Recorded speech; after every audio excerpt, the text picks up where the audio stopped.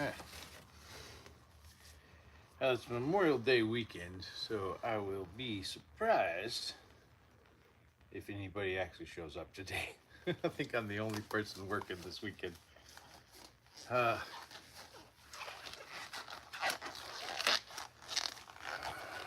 Gloving up.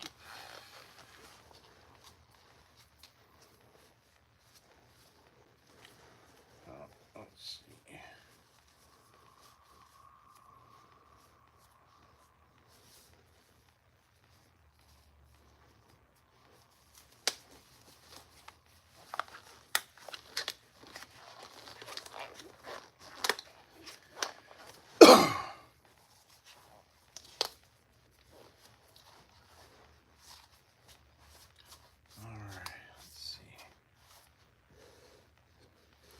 I think I'll do these little oak UR first.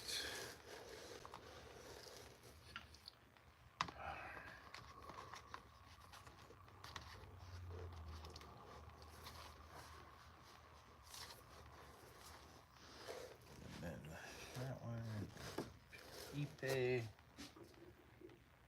and then daggers and bouquet. All right. Well, I'll give it a little bit more and then I'll get started.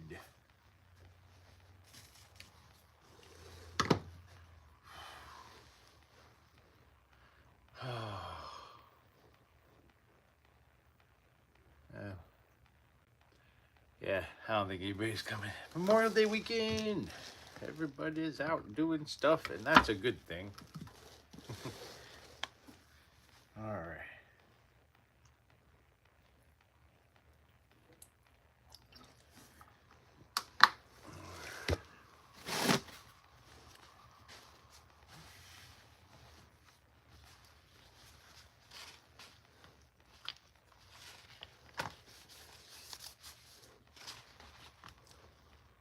Hey, what's up, everybody? Just doing my Saturday staining. Welcome to the non-stop action of wood staining and tongue oiling. It's madness. It's Memorial Day weekend. You wanted a fireworks display? Hell no! You don't get a fireworks display. That's way less exciting than this. Just tongue oiling up some some oak, palm uara, pocket uara, I mean, not palm uara, they're palm sticks, or the pockets. And I go put this one in the dry room, be right back.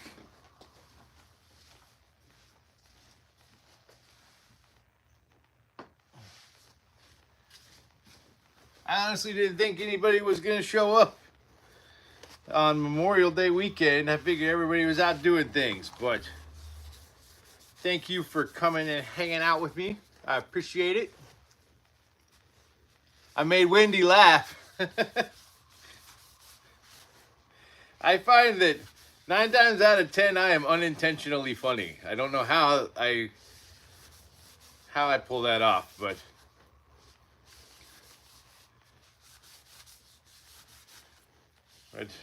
unintentional comedy, I guess that's a good thing. I don't know.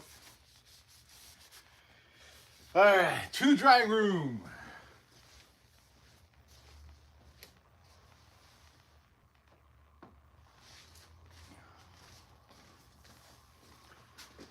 All right. Welcome, everybody. Just tongue oiling these oak uara, and then I've got a longer one I'm gonna do, and an Ipe one, and then I got some other fun stuff I got tongue oil up and stain. So thank you for coming and hanging out with me while I do this.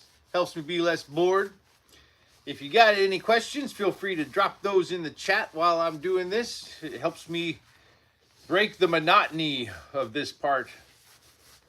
Because the fun part of doing all this is when I do the shaping on the carving and stuff. And the not fun part is all the staining and finishing work. That's why I go live during that.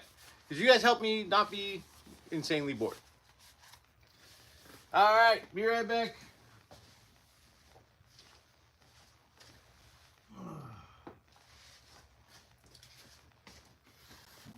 But I've also got some really cool bouquet. I made some of my bigger hickory or thicker hickory ones because I sold out of those this week.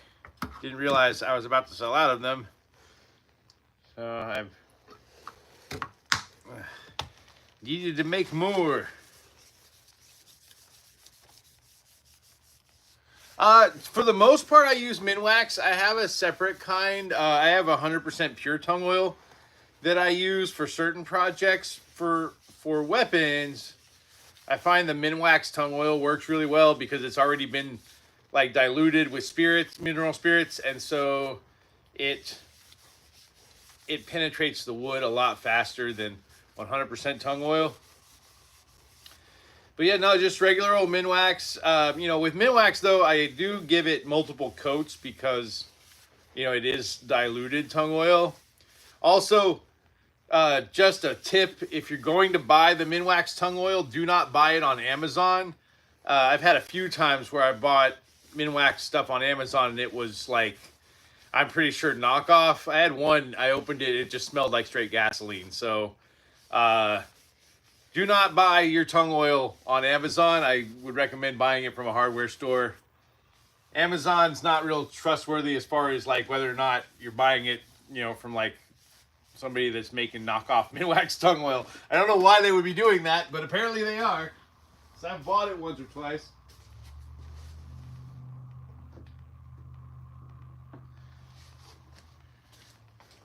Matter of fact, I still have the can of one of the ones that I bought that I'm pretty sure is not.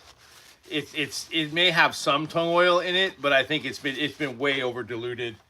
I wanted to get a bigger can of tung oil so it would last longer, so I bought a larger can and off of Amazon.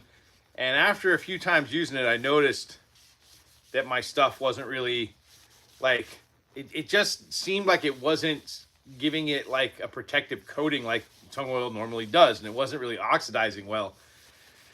So I went to the hardware store and bought a can of Minwax and compared the two, and like the yellow is not the same yellow. It's weird. But yeah, I use the Minwax for the most part for weapons, and then for like fancier stuff, or if someone requests it, I'll use 100% tung oil. It just takes a lot longer to penetrate and a lot longer to cure if it's 100% undiluted tung oil. So, be right back.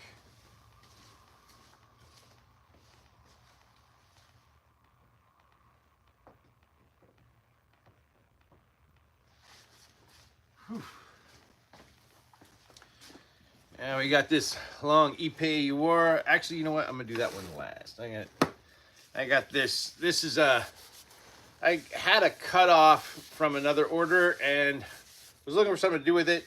So I made a Scottish dirk waster practice knife. A dirk is just a style of dagger. So made a little practice one. It's got a nice taper on the blade. I think it's hard to see on camera, but all right. Be right back.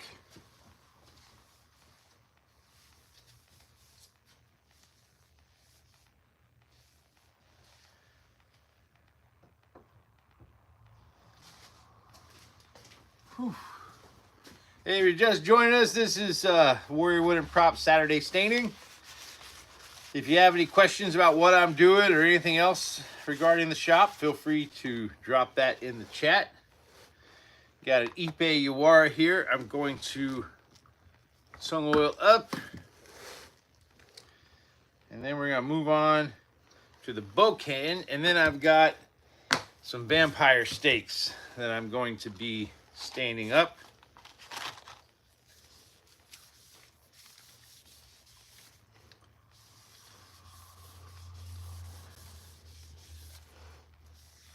Ipe is probably one of the strongest woods that I work with. It is insect resistant, it is decay resistant, and it is strong as all get out. I have a guy that I know who runs a shop where he makes bow staves out of them, and he has cutoffs all the time from his blanks. So I buy his cutoffs and use them to make Uara. One of these days I may try to get a long blank from him so I can make a bow staff out of it. But for right now, just sticking to the Uara with the Ipe. But if you want a wood that's going to last you forever in a weapon, highly recommend Ipe wood. It's right up there with like ironwood. All right, be right back.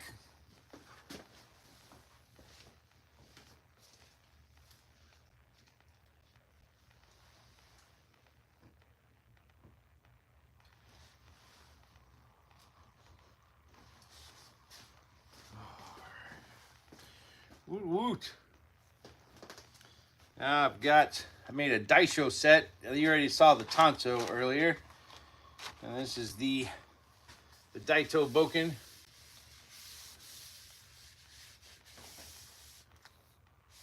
Vampire ribeye. What's up, Tony? Welcome to the party. You already missed the prostate exams, man. I'm sorry. We did them while you were gone. Sorry, man.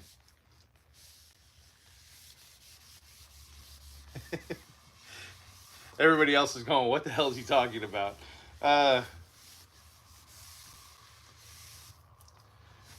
There we go. So that's the Daito. Put that up.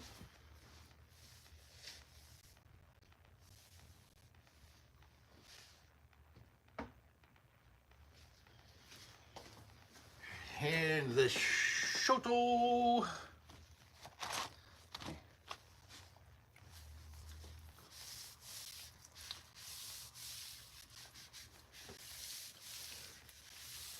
Yeah, I got some steaks for vampire ribeye. I see what you did there, by the way. I appreciate the pun. I always appreciate a good pun. Puns are good. Puns make me happy. So much so that I actually have some products in my shop that I made simply because they were puns, which I find fun. Like I have a staked baseball bat that I call the vampire bat because I think that's hilarious. And I don't care if the world thinks that's hilarious or not, I do. Thank God. Thank God you missed the prostate exams.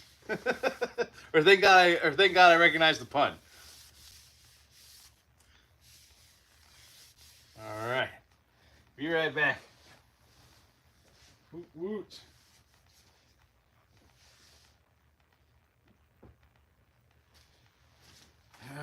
I'm gonna get a new rag for these next two. Because these hickory ones that I make, these are probably some of the higher end Boken that I make in my shop. They are not cheap, but they last a very long time. I make these out of, I buy pressure treated hickory blanks that are about 36 inches long. They're the same blanks that they use to make like sledgehammer handles and axe handles.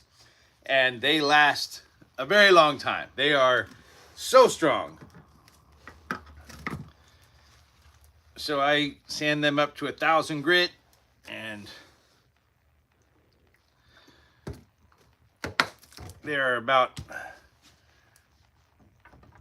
well, let's see if I can do this without dropping stuff. These are them. They are awesome. If you're looking for a good Aikido Boken that will last you a while, or if you're just looking for a Boken that you can smack against stuff to your heart's content and it won't snap on you, this is the one I recommend. It is very beefy and very strong. Thank God prostates are well and good. Is that a breadstick? Yes, absolutely. It's a breadstick. Welcome. That's what we're doing. This is the Olive Garden, and these are your complimentary breadsticks. No, it's American hickory, actually.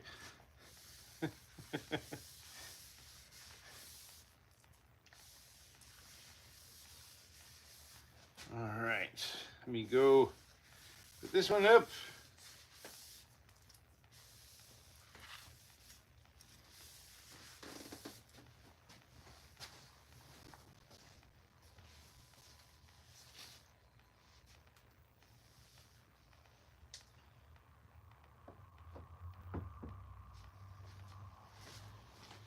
All right, and I got one more of these hickory boken. Moving on to the steaks. Thanks for the endorsement there, Jay. Appreciate it. But yeah, my boken may not be the prettiest things in the world. I will admit that. But I don't make them to be pretty. I make them in a way that I know they will stand up to abuse. They are not meant to be wall hangers. They are not for cosplay. These are for doing van damage and taking van damage. And they will. They will stand up to a hell of a lot of abuse. But they are well sanded. They are well balanced. They have the correct proportions. I am very open about the dimensions and wood types and the amount of sanding that is done on all of my work. And all of my boken are guaranteed. If you buy one of my boken and you go to use it for sparring and practice and it snaps on you, all you have to do is send me a message and I will replace it. There is no charge. You do not have to return the old boken. Nothing. You just let me know that it broke when it should not have broken. I had to change that rule because I had a guy who went smacking one of my boken against a telephone pole. Yeah, if it's a sedentary, unpadded object, it's going to break. So, and I had another guy that was whacking my stuff against a concrete foundation practice dummy that he had made that was made out of steel with no padding on it. And yeah, no wood's gonna stand up to that. But if you're doing a sparring session and one of my boken break on you, I will replace it. I don't ask questions about it very much. It doesn't happen very often. I've probably had it happen once in the last 3 years. So, actually, I have only had it happen once in the last 3 years. Yeah, all of my stuff is guaranteed as far as my practice weapons. They work the way I say they work, and if they don't, I will replace them. There will be no charge.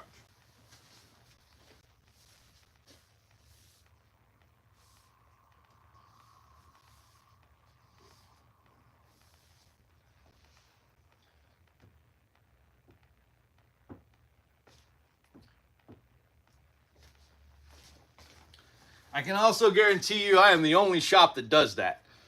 Good luck finding another shop that sells boken that guarantees them. We're wasters. I sell wasters for HEMA, SCA, Boohurt, and I make boken for Kenjutsu and Aikido. So I am probably the only shop you're going to find that that guarantees its work. Because I hate it. I've heard so many horror stories from people where they go to buy some boken online and they pay a pretty penny for it, and then it turns out to be a machine cut piece of crap. And the first time they went to use it in a serious manner, it broke. And I think that is a crying shame. I do not like that. Be right back. I will not guarantee your powertrain and suspension. No. No, sorry, man. You're on your own with that, Tony.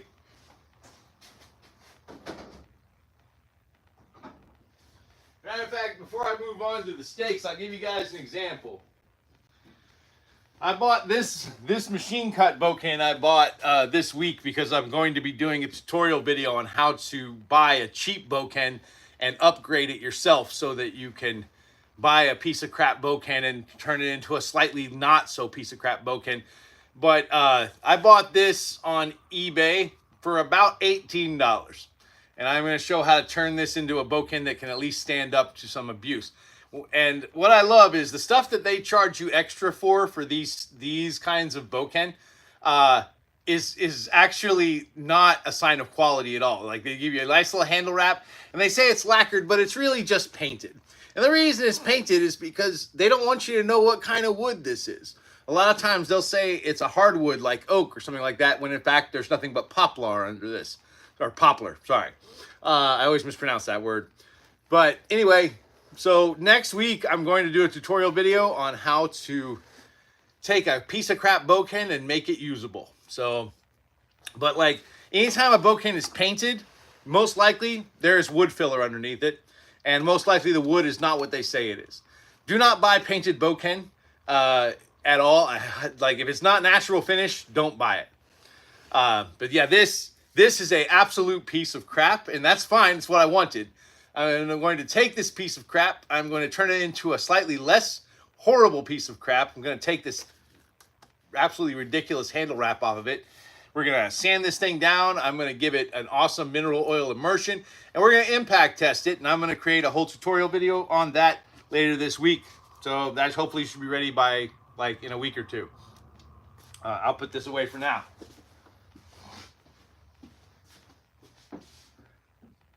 But yeah, there's a lot of shady characters out there selling bokken that are it's just wood that was pulled from a lot. They shove it into a machine, it cuts the blanks, it puts it into an automatic shaper. No one's really checking to see like what the grain is doing. No one's checking to see if the wood is quality. And when the stuff gets on the other end, the stuff that looks okay, they sell it natural finish.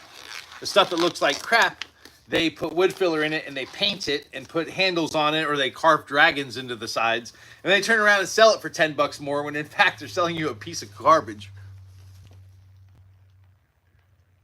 That's probably pure Bondo underneath. Yeah, most likely. We'll see when I sand it down. I've had that happen before with these when I've done this. I actually did a tutorial on this on Instagram a couple years ago, but I had to do it in parts. So I figured YouTube's probably a better place. I can do a longer video on it. And but yeah, I won't be surprised if I sand that lacquer off and the paint and find out that number one, it's not oak like it says it is, and number two, that it probably has wood filler in it or Bondo sitting inside of it.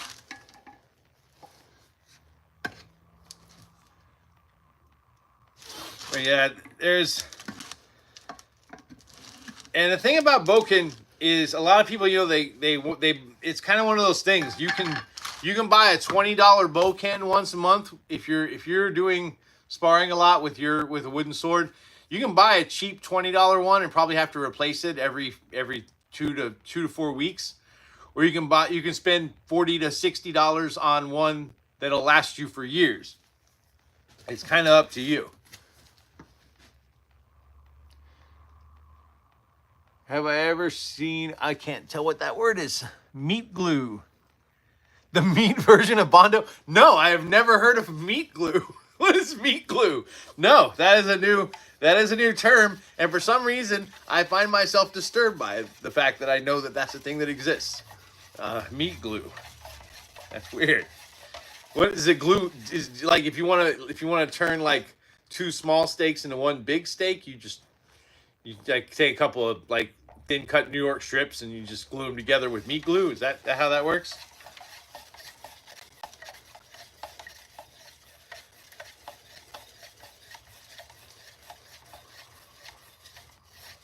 I mean, if you think about it, back in the day, technically, all glue was meat glue because it was made out of horses.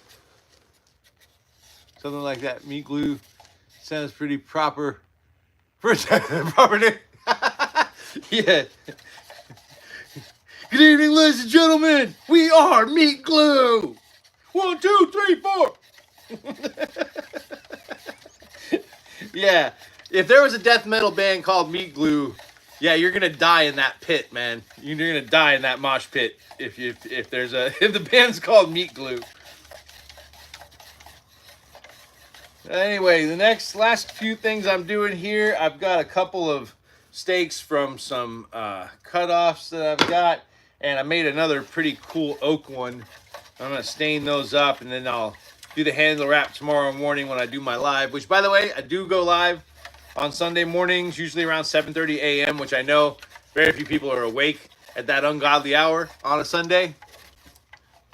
They put meat scraps together to make one bigger piece. Oh God, that sounds horrible. The problem is the inner surfaces have already been exposed to the environment and bacteria. Oh, yeah. That doesn't sound. That doesn't. That's not information that makes me happy, Tony. This is. Can I please just eat my burger? Which I guess you wouldn't need it for a burger, but oh my good gracious, that sounds absolutely disgusting. Yeah, that's why I usually, if I'm gonna cook steaks, I get them from the butcher shop because I want to make sure I know what I'm cooking. Woot woot. So, these boring little steaks here, I'm going to be making a lot of these in the near future because I ordered some bow staff blanks from a vendor who I wasn't familiar with about a month ago, and they did not send me bow staff blanks. They sent me broomsticks, and I am not kidding when I say they sent me broomsticks. Like I get there's a fine line, there's a very fine line between a bow staff blank and a broomstick, but this is not it. Matter of fact, I'm going to show you what they sent me. Because this pisses me off to no end. And I couldn't return it.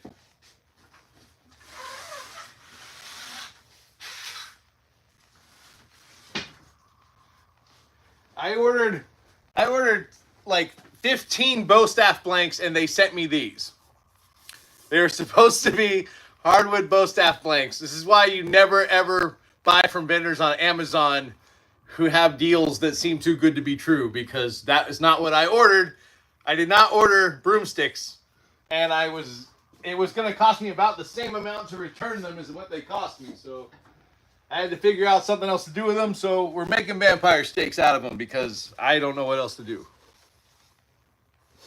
Like, yeah, those are not bow staff blanks, and I will not be making stabs out of those because I'm pretty sure this stuff is not really a hard wood. It doesn't seem like it would hold up. I suspect that it's pine. I'm not entirely sure. But I've done some impact tests on it, and no, sir, will not be making stabs out of these. Because they're garbage. And I could use them for some of the cosplay stabs that I do, like my Donatello stabs, but I just don't like how the grain pattern looks. Like it just looks cheap. And I do not like selling stuff that looks cheap. So, but steaks, they look great. They look fine as steaks, and that's fine with me.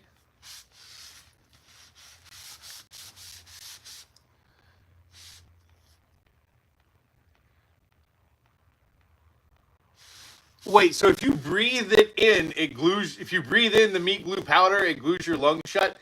I will not be working around meat glue ever. That sounds like a horrible thing.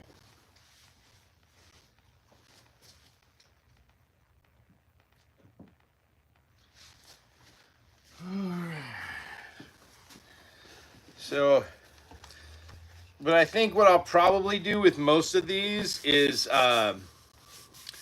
make them steaks and then just sell them as sets, because I'm not gonna sell one of them because it's just such a cheap wood. But yeah, I've come to learn over the last 3 years of doing this as full time, or not full time, but doing this as a second or third job. Do not buy wood from online vendors unless you know who they are, or unless you can vet who they are, or someone else you know has bought from them, because a lot of times the measurements are off. And I've been shortchanged once or twice. I've never, ever, this is the first time I've ever had one just straight up send me something that wasn't what they sold me. That's a new thing. Yeah, vampire brooms. That would be awesome. Just have a broom with like a stake at the top. The vampire hunter broom. Oh, man. See, now, Tony, why, man? Because, see, now I'm thinking about making it, bro. Now I'm thinking this one over. God, why did you put that in my brain, Tony? Now I'm thinking about making one.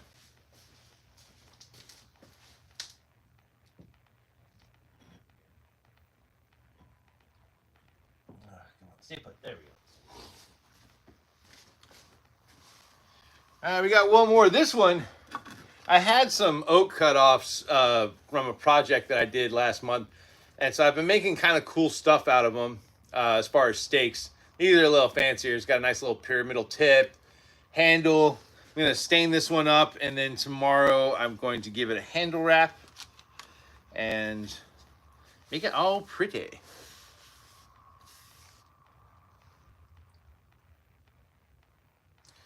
All right. Sorry I have to do this every time I look at the comments because my eyes suck and I have bifocals like an old person. So I have to look like somebody's grandpa every time I look at the comments. I am not yet a grandpa. Hopefully I've got some time. Don't let the gray beard fool you. But yeah, Tony, I may be making a vampire broom in the future, man. Now because that just sounds like fun. I'm gonna have to zhuzh it up. Like I'm not just gonna go buy a broom and sharpen the tip. That's not gonna be good. I think it'll have to be like if I was gonna do it, I would definitely make like an old school straw broom and just do it by hand with a cool stained handle. Although I could use one of these broom handles for it. So it might be something I could make out of those broom handles. It would be kind of fun. Because otherwise, I think I've still got like 8 of those handles left. And they're like 6 feet long. So that's going to be a lot of stakes to make.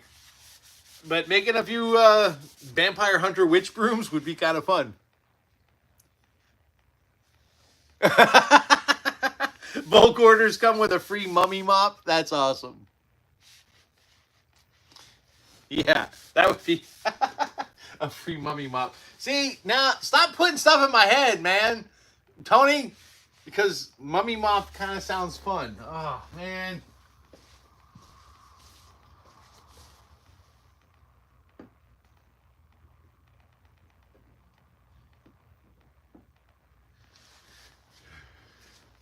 So I can like make a mop and use like what was that, like some Mod Podge with some gauze and like wrap the handle in gauze.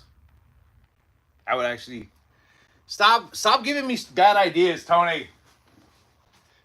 Like, my shop's niche enough as it is. My hair looks great. I look like a mess, but thank you, Angie. How did I get started making wooden weaponry? That's kind of a weird story. So, like, I started when I was a kid, just because, I was raised by baby boomers, so I had very little supervision. But as a kid, like, one of the first things I ever made when I was let loose, I had some branches, I had a couple of pieces of branches, I had a roll of masking tape, some rubber bands, and a clothespin. I made a crossbow when I was like 5. And it was awesome until it got taken away from me because I shot my little brother in the butt with a stick. It wasn't an arrow. He was fine. But anyway, that's probably where I started. But as far as like making them to sell, I started that in college, actually. In college, I had the GI Bill. And I was trying to kind of find my way. I needed something to keep me occupied. I was kind of going through a rough period after I got out of the Marines. So I started making bow kin and bow stabs and started selling them online, and then it kind of took off. And unfortunately, it was actually the week before I graduated from college, my shop, which was basically just a shack that I lived in that was on my family's property in a little town called Wichita Falls, Texas. Like a week before I graduated from college, it caught fire and burned to the ground. So I had to start grad school shortly after that. So I didn't really have a plan of what to do. So I just didn't start again. It never occurred to me the place would burn down.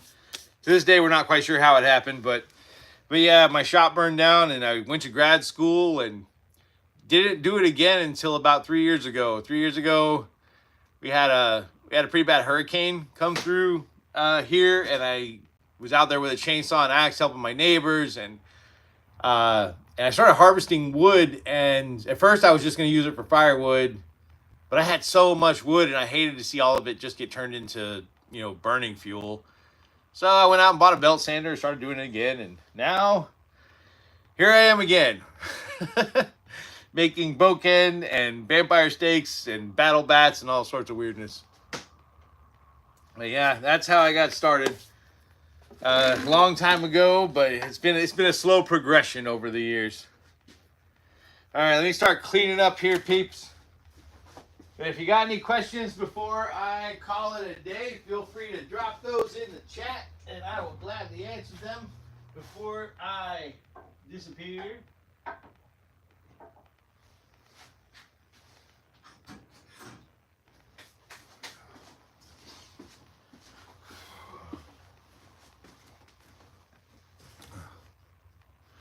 But I think it's funny. People always compliment me on my hair when I do nothing to it, which I find funny. As I did absolutely nothing to my hair today. Literally ran water through it. When I do stuff to it, no one ever compliments me on my hair. But when I've done absolutely nothing, for some reason people always go, "Oh, I love your hair." Hey, thanks. I did it completely by accident.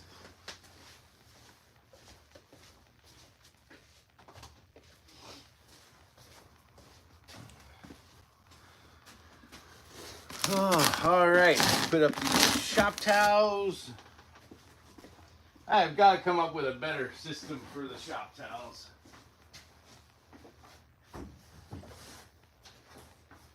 I think,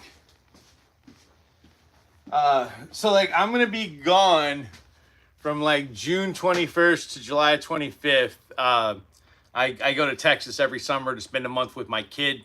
So I can hang out with him during his summer vacation. So the shop won't be open during that period, and I will stop taking custom orders probably around June 10th. I'll probably be saying this on every live moving forward until I leave. So if there's something you need in that period, please be sure to get it with me before I leave on June 21st. Yeah.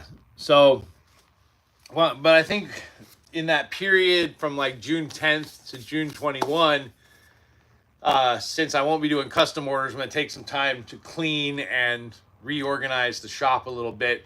I have to do that about 2 or 3 times a year because my shop gets a little messy. I clean it more often than 2 or 3 times a year, but like organizing, I have a lot of wood and stuff. It just gets a little, stuff's just everywhere. So probably do that before I leave. But if you've got any questions, drop them in the chat now. I will hang around for about 2 or 3 more minutes, and then I'll log off and go home. And just relax for the evening. Maybe play some Helldivers too. I don't know. Helldivers is a bit of a chaotic situation right now. If you're not familiar with the game, it is awesome. But Super Earth has been invaded by the Illuminate squids. So we just lost. We've lost 1 planet, and we've got 2 more planets that are about to fall, or 2 more mega cities on Super Earth that are about to fall. So I go do my part and destroy some aliens and try to save Super Earth. Not sure if that's going to work or not. But anyway, if no one's got any more questions, I'm going to call it a day. Thank you for joining me for Saturday Standing. I'll be on again live tomorrow morning at 7:30 a.m. for my finishing work live. I do that every Sunday morning, 7:30 a.m. And every Saturday, I'm usually here sometime between 12:30 and 1. I go live for my Saturday Staining. Anyway, thanks again for hanging out with me, everybody. And I'll see you tomorrow. Bye.